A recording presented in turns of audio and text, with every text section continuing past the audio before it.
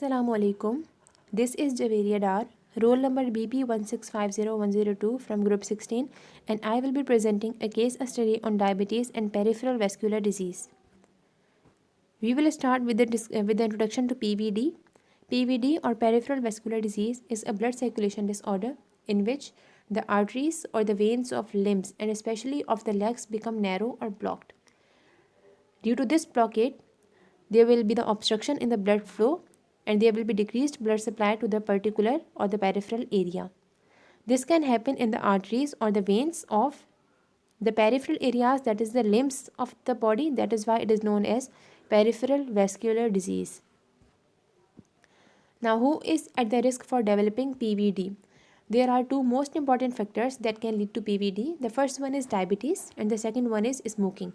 And among the diabetic patients, those who have chronically elevated, chronically uncontrolled sugar levels, they are more at risk for developing PVD. There are some other factors too, like less mobility, obesity and old age, but diabetes and smoking are most important factors for developing PVD. Now, how diabetes causes PVD? Here we are going to correlate diabetes with PVD. We know in diabetes, the two things that happen are hyperglycemia and increased insulin resistance.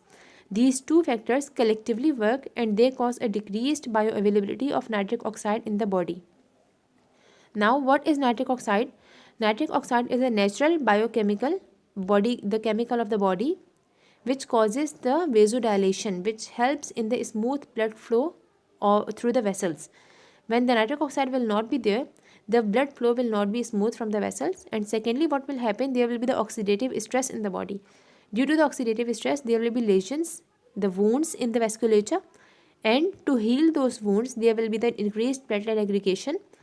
But the platelets that will aggregate together, they will not be lysed because there will be the decreased fibrinolysis. The clot will start getting bigger and bigger in the size. It will ultimately obstruct the vessel and the blood supply to the peripheral area will decrease.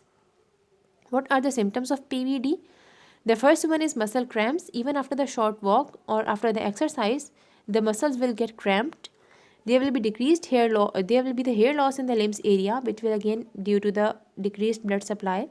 The skin of the peripheral areas will become glassy and shiny, and it will be prominent. Then there will be less body temperature in the limbs, and the wounds, if there are any wounds, they will not heal. They will take very long time in healing. These are all the symptoms of PVD or peripheral vascular disease. What is the treatment for diabetic PVD? There is no such pharmacological treatment. Unfortunately, we cannot cure the disease. We can only manage the symptoms. We can do some lifestyle modifications to stop the progression of the disease, but to completely cure the disease, it is impossible. Now I am going to present a case for diabetic PVD. The subjective. The patient is a male. He is 65 years old, 170 centimeter height and 90 kg weight, which is quite high. He has a 3 months history of left calf severe pain. He is exercise intolerant. When he does the exercise, when he goes for the exercise, the pain becomes severe in the left calf. He is diabetes mellitus type 2 patient and he is a heavy smoker since past 40 years. So we see here we have our two most important factors for PVD. The patient is diabetes mellitus type 2 and he is a heavy smoker since past 40 years. So both of the factors for the PVD are present in this patient. Objective. Ankle brachial index is 0.6.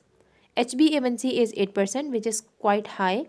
Fasting blood sugar is 304 mg per deciliter, which is elevated.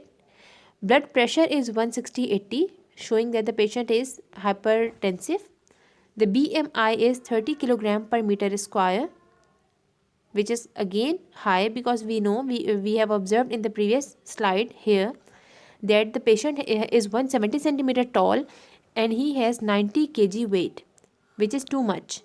That is why the BMI is 30 kg per meter square, and the limb pulses are faint because there is not enough because there is not enough blood supply in the area. That is why the pulses are felt faint. What is the assessment? The patient has diabetic peripheral vascular disease of mild to moderate level.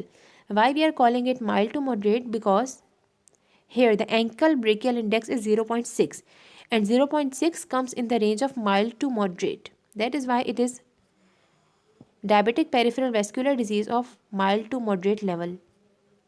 What is the plan? Metformin 1000 mg BID and glipizide 10 mg BID. Both of these drugs will be given 2 times a day, metformin 1000 mg and glipizide 10 mg, and they will decrease the blood sugar levels. Then there is aspirin 100 mg per oral once daily. This is given to decrease the clotting as an anti-clotting drug. Then there is atorvastatin 10 mg per oral OD. It is a statin drug and it will act as anti-hyperlipidemic drug to decrease the lipid levels in the body and again help in decreasing the clotting. Lastly, we will give lisinopril 20 mg per oral once daily. Lisinopril is antihypertensive to decrease the blood pressure of the patient. We will also go for some lifestyle modifications. The first one, the most important one, is he has to quit smoking on the emergency basis because smoking is making the disease severe. So quit smoking on the emergency basis. Increase intake of fibrous food is necessary. Limit himself to only healthy carbohydrates. Since he is a diabetic patient, so he must limit himself to only healthy carbohydrates. Weight loss is necessary here because 90 kg weight is actually worsening the condition. At least 30 minutes of daily aerobic activity, and he has to keep an eye for the wounds in the limbs and toes, because if he does not, the wounds will get very bad. The infection will increase, the infection will get severe, and it will lead to amputation of the particular part or the peripheral part like toes or the leg, any part where the wound happens. After this therapy, what happened? We have the end notes. After 15 days on this therapy, the patient showed a decrease in the fasting blood sugar. Earlier he had, we can see here the fasting blood sugar level was 304 milligram per deciliter, and now he has 130 milligram per deciliter. It has lowered down. His blood pressure is also controlled 130/80. So it is not he is not hypertensive anymore. He was able to walk for continuous 30 minutes without complaining for calf pain. So we can see that his calf pain is also managed. He has exercise tolerance increased. He is not exercise intolerant anymore. So what we will do, we will maintain the patient in the same treatment and also advise him to come for regular monthly checkups so that we can see if again the hypertension is developing or not, or if the sugar is under control or not. So he is advised to come for regular monthly checkups. That's it. Thank you.